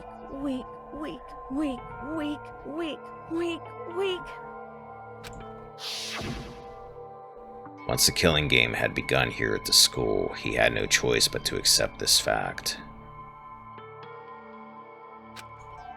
After all, this world is survival of the fittest. If you're not strong, you don't survive. And then the lovely and hateful Monokuma announced the revealing of the embarrassing secrets, which of course included Chihiro's embarrassing secret, which I was more than willing to divulge. Even though he dresses like a girl, Chihiro is actually a boy. Hey, And that was something Chihiro couldn't let anyone find out, no matter the cost. If that was revealed, it would be the end. The hardened shell would crack, the armor would fall away. Without a doubt, those around him would torture him more than ever before. Everyone figured being thrust into such a dilemma must have sent him spiraling into despair. What? And yet... I'm sorry. Sorry, I don't really want to talk about it right now. But... But I also don't want to leave things the way they are, so maybe I can talk about it later. After I try my best to become stronger, then I can tell everyone. Annoyingly, he used the threat of discovery to motivate himself to become stronger. That's right. Now's my chance. I want to change. I'm going to get stronger and accept who I am. Strong enough so that when someone says, even though you're a boy, I'll be okay, I'll get better. With that thought at the front of his mind, he resolved to take immediate action. And so, that day, he made the commitment to begin exercising. He was prepared to retrain his mind and body. But sadly, that would be the first and only chance he would get at it. Hey, When he decided to start exercising, he thought it would be good to ask for someone's help. But he wanted to tell that person his secret first, and then ask them to help him from there. And the person he went to... Yeah, that's right. It was me. Yup, it sure was. The biker gang fella had been painfully clear about how important his manly promises were, so Chihiro probably figured that even if he confided in Mondo, his honor would make him keep the secret. Plus, Mr. Macho Mondo was the very symbol of a strong man that Chihiro had always aspired to. Maybe talking to Mondo about it will help give me some courage, so he went and asked Mondo to help him become strong. That was his aspiration, and he thought that only with Mondo's support would he ever be able to come close to that. Correct. So then that must be why Mondo did what he did, to keep the promise he'd made to Chihiro. Huh? Did what he did? You mean that's why Mondo carried Chihiro from the boys' locker room into the girls' locker room? Indeed. Yes, that's exactly what I mean. Oh, he was trying to keep Chihiro's secret. Wasn't that to cover up what he'd done? Certainly. That could have been part of it, but I don't think it was the main reason. The real purpose was to keep the promise between men he'd made to Chihiro. But how does moving the body keep a secret? Because if everyone knew he'd been killed in the boys' locker room, then everyone would have been arguing about how she got into the boys' locker room, right? Once that started up, at least a few of us would have immediately begun to suspect his identity, so... He tried to protect Chihiro's secret by putting him in the girls' locker room and stealing his handbook, see? Then Mondo did all that to keep the promise he'd made to Chihiro, who he'd also killed. Why would he do that? The more I hear you talk, the more I don't understand. I mean, you guys trusted each other, right?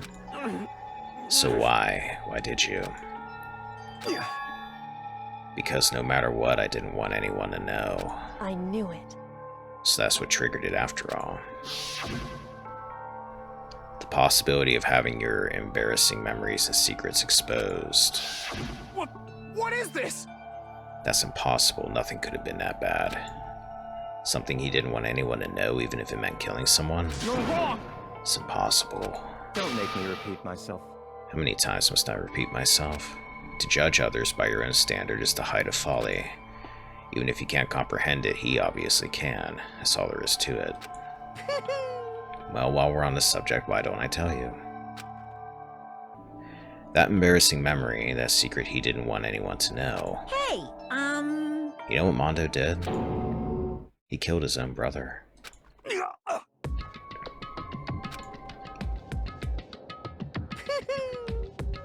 Mondo, the ultimate biker gang leader, makes all the hoodlums and riffraff across the country tremble. But the only reason he had the chance to join a gang in the first place was because of a certain someone. Mondo's older brother's name was Daya Owada. Mondo had nothing but respect for him. It was because of Daya that Mondo ever got on a motorcycle. Mondo's brother was his only family growing up. He was the only one Mondo could trust or respect. He wanted to measure up to his big brother, so he imitated him in everything he did. Mondo was the epitome of the starry-eyed kid brother. Meanwhile, the charismatic older brother had put together a local motorcycle gang. And before anyone knew it, it had grown into the biggest biker gang in the country.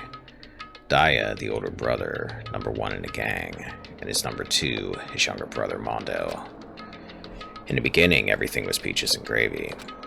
But when Mondo started to think about how he would have to take over the gang from his brother someday, his brother's greatness, his reputation, began to gnaw on Mondo's very soul. The kid's gonna take over for Daya, huh? Daya created this gang with his bare hands. Mondo's just along for the ride. Could someone like that really be our leader? All that'll do is make the gang look bad. Almost every day, Mondo heard the gossip and whispers of the other members of the gang, which is why I gotta get stronger than Daya. Just one time. No matter what, I gotta win. Don't fuck with me. I don't care what it takes, I gotta come out on top. And on the night of his amazing brother's retirement ceremony, Mondo challenged him to a street race. But during the race, tragedy struck. The kid brother pushed ahead with reckless abandon, eager for victory, and dashed into oncoming traffic. But suddenly,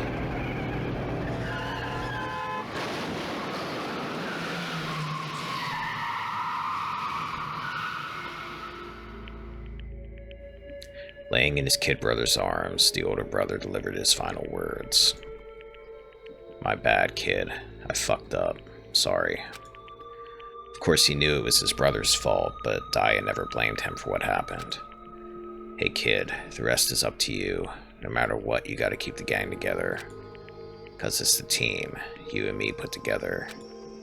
It's a promise between men." He decided to hide the truth of what happened from everyone else in the gang, in order to keep the gang together and keep the promise to his brother. He could never admit to anyone that it was his own weakness that had caused the accident. And as a result, the team was made even stronger under the banner of the kid who'd bested his big brother. Daya was going to lose to his kid brother, so he got stupid and got himself killed. That became the explanation for what happened. Mondo's lie became the truth. He wanted to lead the team so bad, he was willing to tell all kinds of lies about his brother. I'm strong. Strong, strong, strong, strong, strong, strong. And yet, as soon as our killing game began, he realized, no matter how tough he pretended to be, he was just another weakling that could die in an instant. And then the lovely, hateful Monokuma announced the revealing of the embarrassing secrets. At that point, it was clear I would have no problem shedding light on his secret. Mondo killed his own older brother. No matter what, I couldn't let the other gang members find out. If that happened, everything would have been ruined. Everything me and my brother had worked to create would have been destroyed. His death, all the guilt I'd been carrying around, it all would have been for nothing. So that's why Mondo. After I saw what Monokuma had on me, my head filled up with a kind of fuzzy uneasiness and just started swirling around. I never felt anything like it before. I didn't know what to do about it. I wasn't sure what to think or say, but after a while, that fuzzy uneasiness turned itself into a rock-hard lump of anxiety way down in my stomach. And it was right around then that Chihiro asked me to start working out with him. And right there, he told me a secret.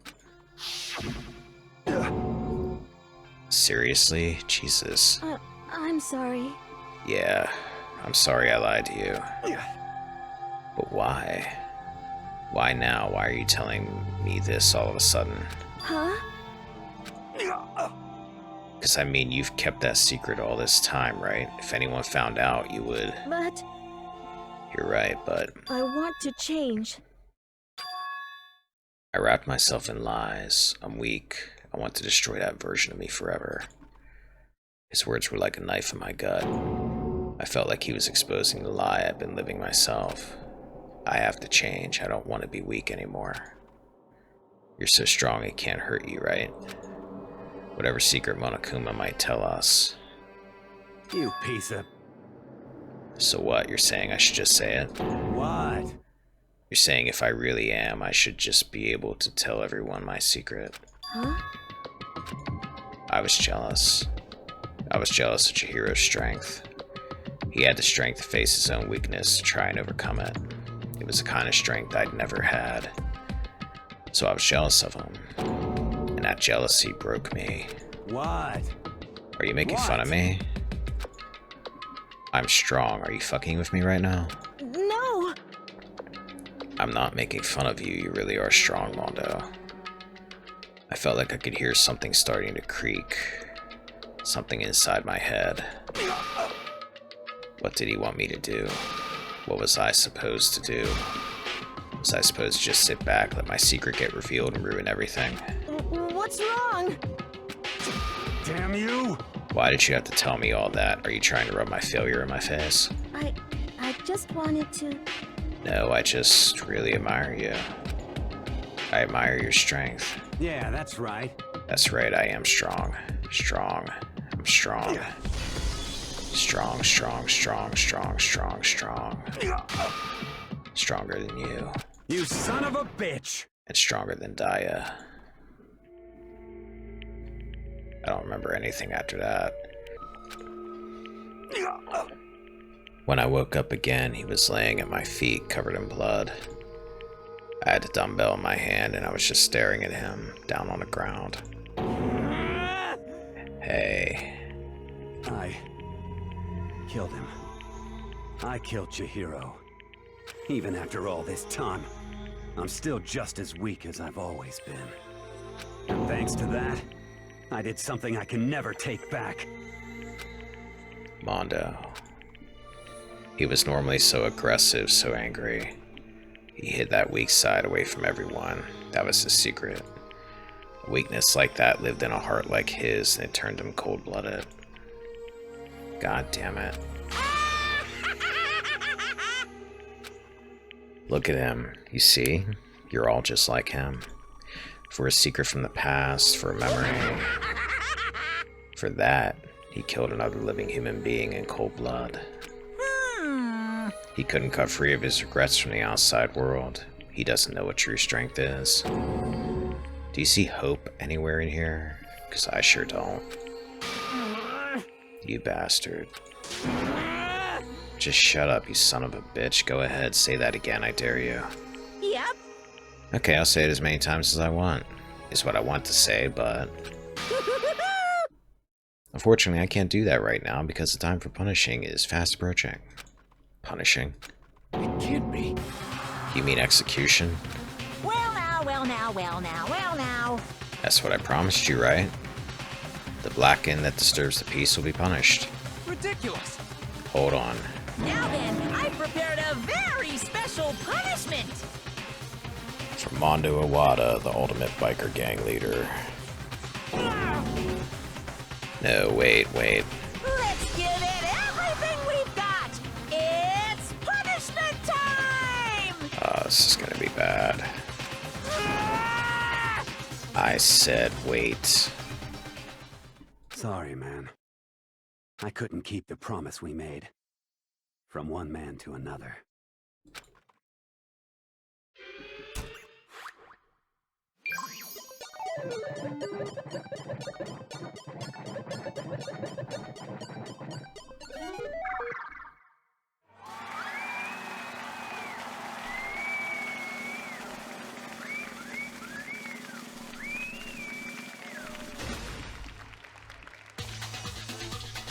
The hell?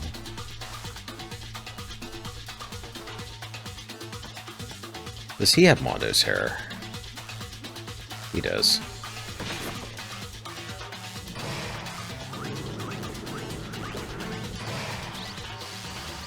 The Cage of Death.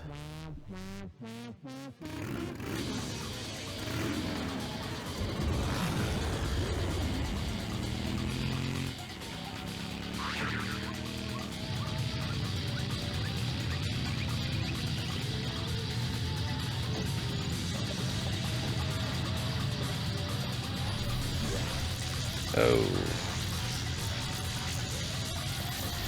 He's getting fried.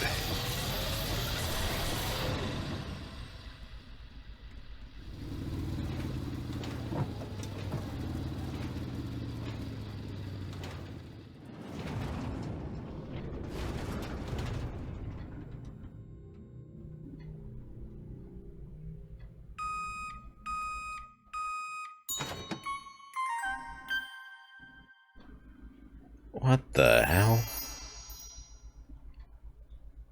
They made him in the butter? What? Laugh at death, and your soul will forever be at peace. It can't be. My brother. Another murderer and another execution. I want to feel again. Everyone's lives are taken so lightly here. I feel like I might be going mad. Maybe I'll just let it happen. Taka's gonna go after Monokuma.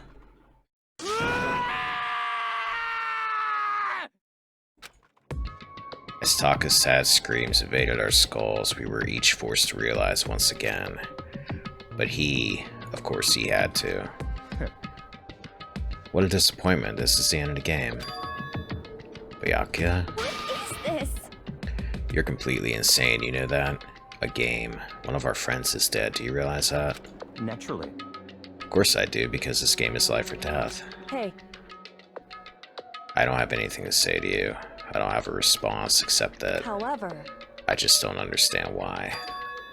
Why'd you go out of your way to disguise Mondo's crime? What? Why? Isn't it obvious? Because it made things more interesting. His voice was calm, emotionless, like the voice of death. It chilled me to the bone. Last night when the murder took place, I was in a library as usual. Honestly. So you ignored the nighttime rule too. That rule never mattered to me. I don't recall agreeing to it. There is nothing to be done. Well, I don't particularly care. Please continue. The night grew late and I decided to return to my room, which is when I stumbled upon him. I spotted Mondo coming out of the girls' locker room. After he'd gone, I looked inside and saw the corpse. What, you mean you actually witnessed the murder? He was such a fool. He didn't have the slightest idea that I'd seen him. Well, So you're saying you knew who the culprit was from the very beginning? That's right. Indeed. But if that had been the end of it, how boring would that have been? I mean, what a waste of time to have the answer revealed right at the beginning. Which is why I decided to lend a little helping hand. I thought it would liven things up. You did all that to liven things up. I see. So after hearing about Genocide Jack from Toko, you decided to use that to create the fake murder scene. But damn, man, if we hadn't figured out who'd really done it, you would have been dead too, right? Well, obviously I would have revealed the truth before it reached that point, of course. Byakuya turned and looked me in the eye. I could feel his sharp eyes piercing into me. Thanks to a certain remarkable someone, it never did, and I was able to perform an interesting experiment. Interesting. Once I do decide to become blackened, I now know who I'll have to watch out for. Once I do decide to become blackened, so he's basically saying at some point I am going to kill somebody. What? Correct. So that was your reason. Are you satisfied? Indeed. Yes, we're done listening to your story. Moving on. Hey, There's something I'd like to ask Monokuma. What's this? Oh, I'm up next. You like to perform these elaborate executions each time, correct? My question is, why? Do you like them? But you know, this punishment, this despair, it's not just for you. All this punishment, all this despair is my gift to mankind itself. Where there's some cheery music playing all of a sudden while he's talking about this. what? You're over-exaggerating. I am not over-exaggerating. These punishments are meant to transform all hope to despair. Damn. What do you mean? Mean? Mean? Mean. What the heck? Mean, mean, mean, mean, mean, mean, mean, mean, mean, mean. Good grief, I don't understand why you have to pick apart every little stupid thing. Whatever, it doesn't matter. In the end, I'm going to stand alone as victor, and then everything will be revealed to me. Ooh, how exciting! Ah, the noble son of a noble family. Truly, you understand me. I think this is the start of a terrifying friendship. That's enough. Shut up. I would never stoop to the level of a childish criminal like you. Let me just say this. After I have achieved complete victory, you're up next. I'm going to find you and kill you, understand? In the name of my family. In the name of the Tagami family, for which victory is a foregone conclusion. You're getting all riled up! Oh, it's so cool. It's like you're the main character of a video game or something. No trash mom for you. I swear, whatever it takes, I will kill you. Temper, temper. Sounds like someone needs a nap.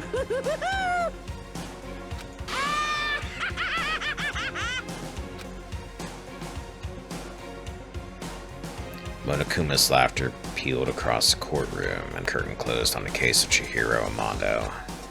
But I knew that wasn't the end. The killing game would still continue, because the mastermind wouldn't let it end. For those of us who were still alive, our worst fear and despair kept on multiplying. It was the kind of despair that felt like a blind puppy in hell had more of a future than us. All of our courage, our effort, our friendship, it felt like it amounted to nothing at all.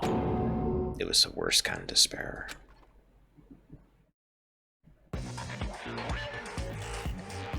Well, anyway, like I was saying... The hell is this? This is a pretty good spot. Yeah, a really good spot.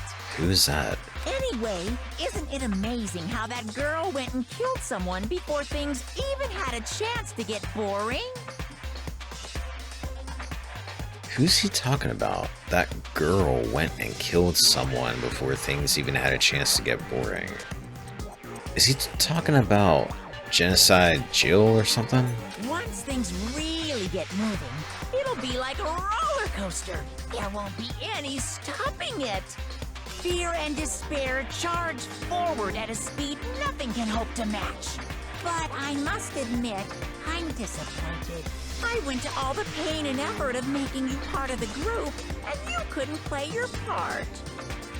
You do remember you were supposed to make the first move, right?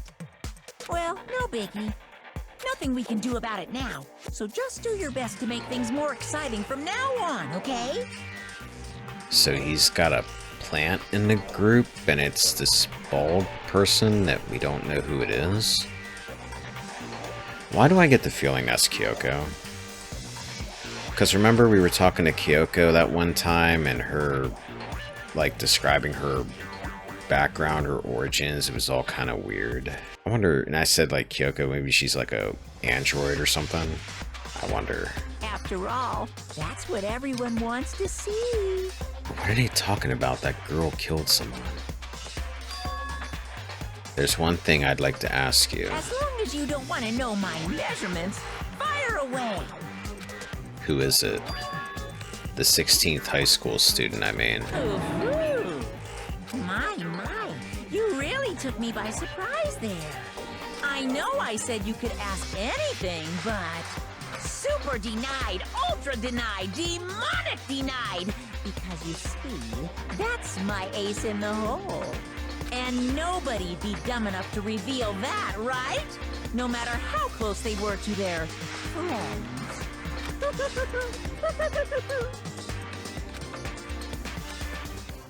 What the hell's going on?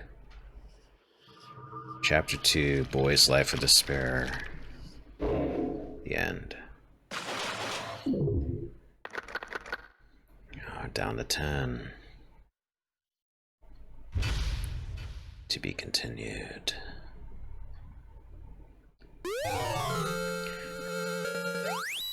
I received the Crazy Diamond present.